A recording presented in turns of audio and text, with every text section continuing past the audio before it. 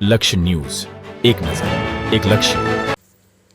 કલોલ ખાતે ભાજપ દ્વારા નૂતન વર્ષ સ્નેહ મિલન સમારોહનું આયોજન. નૂતન વર્ષ 2025ના અવસરે કલોલ શહેર ભારતીય જનતા પાર્ટી સંગઠન દ્વારા શહેરના ગણેશ પાર્ટી પ્લોટ ખાતે ભવ્ય સ્નેહ મિલન કાર્યક્રમ આયોજન કરાયું હતું. સમારોહમાં શહેરના ભાજપના હોદ્દેદારો, કાર્યકર્તાઓ તથા આગેવાનો મોટી સંખ્યામાં ઉપસ્થિત રહ્યા હતા.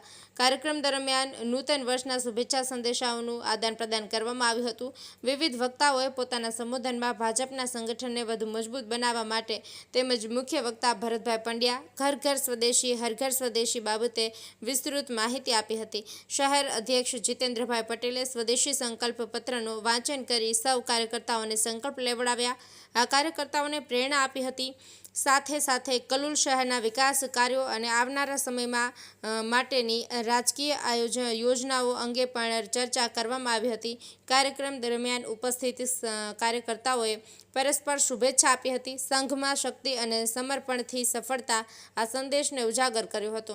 સ્થળ પર સૌહાર્દપૂર્ણ વાતાવરણ વચ્ચે નૂતન વર્ષની ઉજવણીનો આનંદ સૌએ માણ્યો હતો.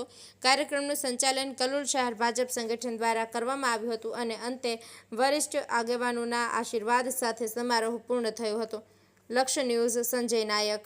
રોજ કલોલ શહેર ભારતીય જનતા પાર્ટી દ્વારા ગણેશ પાર્ટી પ્લોટમાં નૂતન વર્ષનો સ્નેહ મિલન કાર્યક્રમ આત્મનિર્ભર ભારત 2025 અંતર્ગત યોજવામાં આવ્યું, જેની અંદર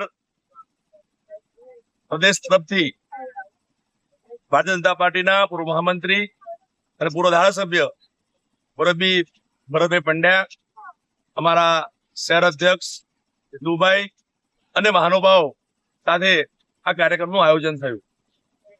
ભારતીય જનતા પાર્ટીની પરંપરા પ્રમાણે દર વર્ષે નવીન વર્ષે આ પ્રકારનું આયોજન થતું હોય છે, જેની અંદર ભારતીય જનતા પાર્ટીના શુભેચ્છકો, કાર્યકર્તાઓ અને શ્રેષ્ઠીઓ આ કાર્યક્રમમાં ઉપસ્થિત રહેતા હોય છે અને એકબીજાને મળીને નવા વર્ષની શુભકામનાઓ પાઠવતા હોય છે.